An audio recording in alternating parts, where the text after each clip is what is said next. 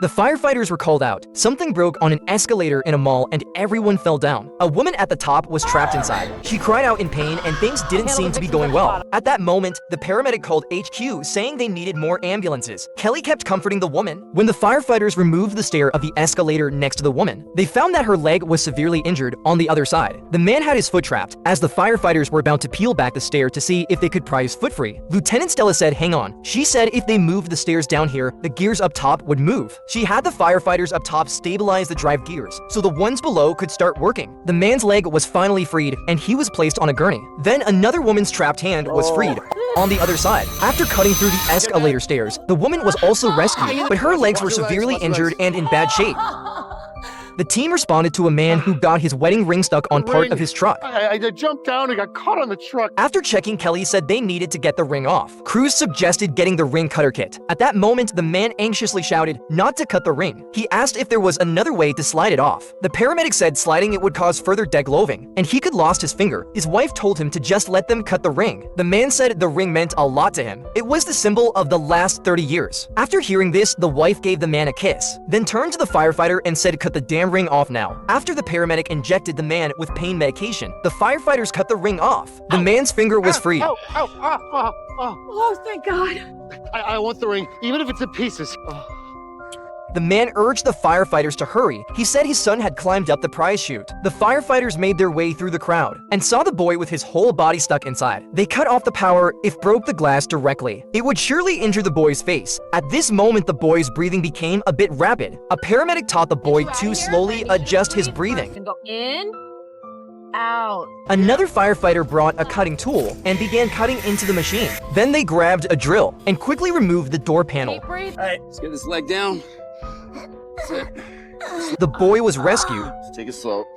Okay. The forklift driver accidentally pierced a tank, resulting in a large amount of sulfuric acid gushing out. One worker didn't react in time and was directly corroded to the ground by the sulfuric acid, continuously emitting screams. Meanwhile, driver Ken was also overcome by toxic gas fumes. Firefighter Casey risked his life, rescuing the driver while instructing the manager to call for help. Casey dragged Ken into the break room, then handed a knife to Ken's daughter Laurel, telling her to cut the cloth into strips to block under the door to prevent fumes from seeping in. Meanwhile, Casey performed mouth-to-mouth breathing on Ken, and eventually Ken regained consciousness. However, despite the time that had passed, the firefighters had not arrived yet. Casey stood on a table to check the situation outside and discovered that the manager who went to call for help was already poisoned and lying on the ground. Now, they could only rely on themselves. But at that moment, the cell phones had no signal. When Ken woke up, he said there was a landline phone in the next office. Upon hearing this, Casey quickly took out a knife and started to remove the ventilation cover. But after the cover was removed, Casey realized that the opening was too small. He asked Laurel to try, but before she could crawl through, she started coughing incessantly. Casey quickly pulled her back and then used his phone's camera to see inside, only to find toxic gas everywhere. They had no choice but to find some tape and seal up the ventilation. Suddenly, Casey noticed that the sulfuric acid on the ground was about to flow into the aluminum wire pile, which would cause a chemical reaction and trigger an explosion. With time running out, Casey quickly removed a chair leg and began to drill a hole in the wall to escape. Soon, Casey drilled out a plastic pipe. Meanwhile, smoke had filled the ventilation, and sparks were coming from the aluminum wires. With time running out, Casey had to use a fire extinguisher to cool down the wall, making it more brittle. Then Casey used it to break through the wall. Finally, a large hole was made, but it was still too small. However, due to the smoke problem, Ken began to feel unwell again and passed out on the ground. Casey instructed Laurel to crawl out and call for help, while he stayed behind to continue rescuing Ken. Laurel successfully ran out wearing cloth for protection, as Ken had been unconscious for a long time. Casey used a knife to make an incision in his neck and inserted a straw to prevent him from stopping breathing. Soon the firefighters arrived. By this time, the fire in the room had become very fierce, with sparks flying everywhere. For safety reasons, the firefighters cut off all the power, and the entire power pole was pulled down. Finally, everyone was successfully rescued. This woman was unexpectedly hung upside down on a fire truck by firefighters and taken to the hospital. Just now the man hurriedly pushed the inverted woman into the fire station, urgently asking the firefighters to save his wife. The firefighters were bewildered on the spot after seeing it. When they were about to flip the woman over, they were stopped by the couple because once the woman stood up, she would immediately lose consciousness. A paramedic quickly examined her, but all indicators were normal. He then asked when she first experienced symptoms, and the man said it happened just an hour ago. The wife suddenly lost consciousness and fainted. The man was about to perform CPR on her, but but she accidentally slipped off the bed and miraculously woke up. However, when she stood up again, she passed out once more. The man had no choice but to push his inverted wife to the fire station. To conduct a better examination, they tried laying the woman flat, and unsurprisingly, she immediately stopped breathing. They had to lift the stretcher back up, and the woman quickly regained consciousness. At this moment, the woman asked if it had to do with her pacemaker. The firefighters suddenly realized that it could be a displacement of the pacemaker's wiring. When the woman was upside down, the wiring coincidentally returned to its place. They had to hurry and take the woman to the hospital for treatment, so they sent her hanging on the fire truck to the hospital. Dr. Choi examines Gabby's eyes. There. See the golden color around her pupils? It shows signs of Wilson's disease, indicating her body can't process copper. He tells the parents that it is hereditary and asks for family history of it. Mr. Phillips says there isn't on his side, but Mrs. Phillips is hesitant.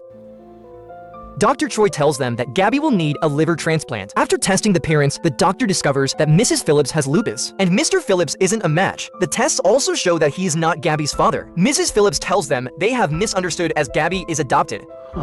Dr. Choi discovers that there are no adoption papers for Gabby. Dr. Charles asks them to disclose what they are hiding to allow them to treat Gabby. Mrs. Phillips confesses that their neighbor used to leave her infant daughter, Gabby, out in the corridor crying while getting high on drugs. So they rescued Gabby and took her home without telling the mother. Wait, you kidnapped her? The police arrive, they arrest Mr. and Mrs. Phillips as Gabby cries. She blames the doctors. Gabby's real mother arrives. She thought Gabby was dead all these years. Gabby rejects her, telling her that she isn't her mom.